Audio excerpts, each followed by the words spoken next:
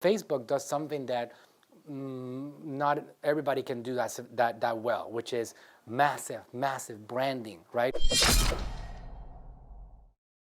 So you're gonna keep on putting it there, right? Let's say, for example, you and Eve, right? You guys are married already.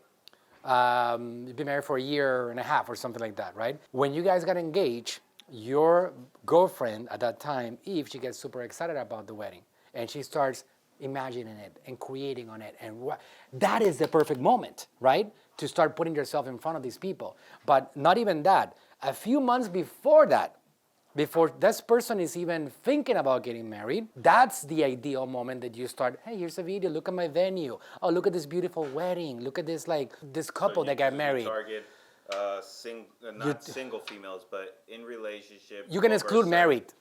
You can exclude married. Certain age, right? Yeah. What are the top age ranges that are getting married? Anywhere from the ages of like 20 to, I think it's 33. Those are the top ages of marriage, right?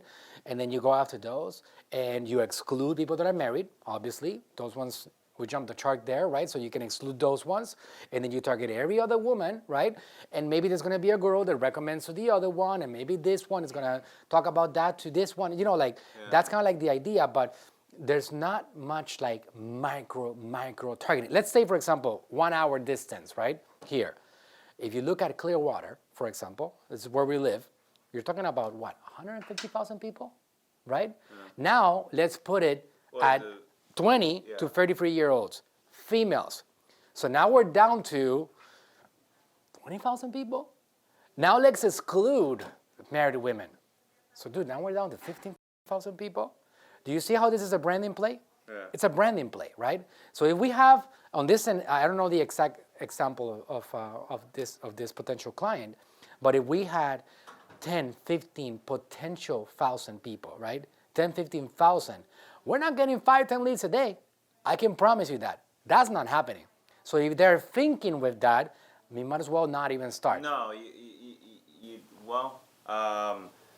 we checked out the demographics. We did pin drops. We did like radius. Because I know there's Angie's List. A lot of these companies, they've used Angie's List for a long time. Well, it's UK, right? So they have a different version. It's UK? Not, okay. Things like that. And she still uses that, but yeah, and we went out pretty far out based on the data she gave us. There's enough audience there. We even have some resources. Like we created top things to, like a wedding planner. We have a wedding planner, dude. We actually have that as a lead magnet. We literally, AGM built a wedding planner, which we can probably get one of our top designers and make it even prettier and stuff like that. And that could be like, hey, excited, like if you ever, if you're engaged, like you can talk to the engaged ones and be like, here's a wedding planner, we want to give it out to you, and then you can do the branding. It has a lot of potential, but we got to have them understand that this is a branding play, right? And if we're gonna be desperate like we gotta get leads, which I understand, like if you have to get business. Well, I get the 6-month window. Yeah, the 6-month window, we build a brand, right? We do a messenger channel for them, like we do a ManyChat that it's educating on the beauty of the venue and telling stories about couples that got married in that venue, and just providing value and positioning the venue as a venue that really provides value and that is actually something that is worth looking into, right? Yeah. It's one venue, right? It's not like we have 2, 3, 4, 5, right? You don't want to have people see you 78 different times, right? The same message.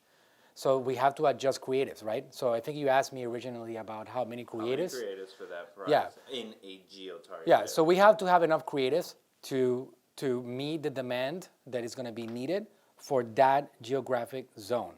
The month, the smaller the zone, right, the more creatives we need.